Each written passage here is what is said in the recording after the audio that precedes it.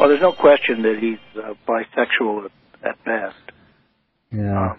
I mean, we don't have to rehash the Larry Sinclair testimony. No. I was talking to someone from the Hudson Institute, and they told me that the world thinks he's weak. That all the world leaders perceive him as being a weak person. So, that worries me. He's a president is like a quarterback who basically just runs the plays that he's given by the coaches. Yeah. That's all Obama is. And he's a pretty effective quarterback in terms of PR. At least he can run a sentence together, unlike his predecessor. Yeah. He's very definitely the greatest creation of central casting. That's for sure. Yeah, he's great, and what I like about Obama is that he's going to alienate all the liberals for a change, and maybe the liberals will wake up and realize they're being used.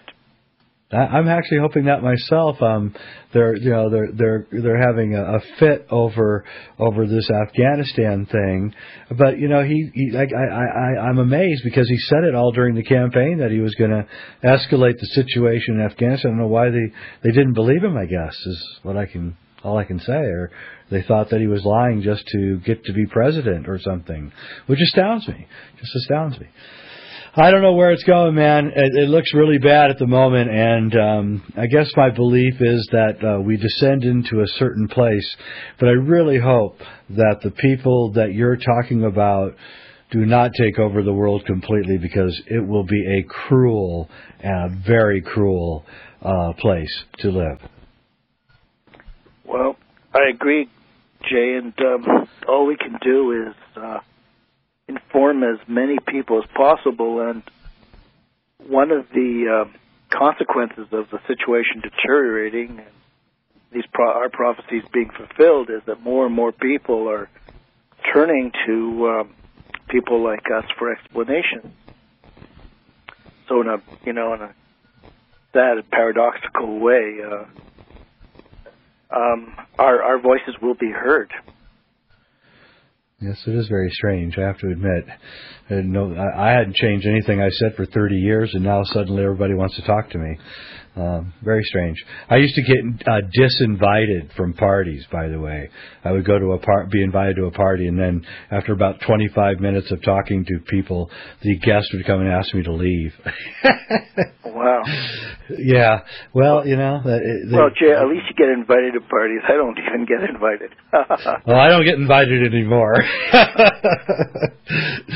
I just, decided at some point a long time ago that I wasn't going to let the lie slip by, and that I had to do something about it. And so I just started talking and saying it, and the world's catching up to us, I think, finally. And I think that's a good thing. I really do.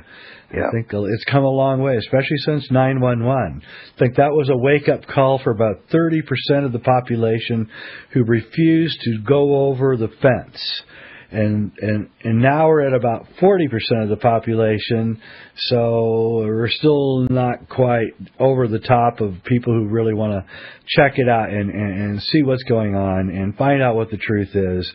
But, this thing with the Internet, I have a theory called the rebellion of the intelligent, where for the first time in history, people are not bound by where they live or their race or their creed or their religion. On the Internet, you're bound by your interests and your intellect.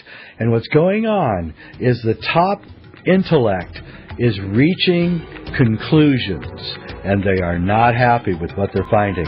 Anyway, I'm going to go. Henry, where can we find you at on the web? StaveTheMails.ca. Yeah, CA.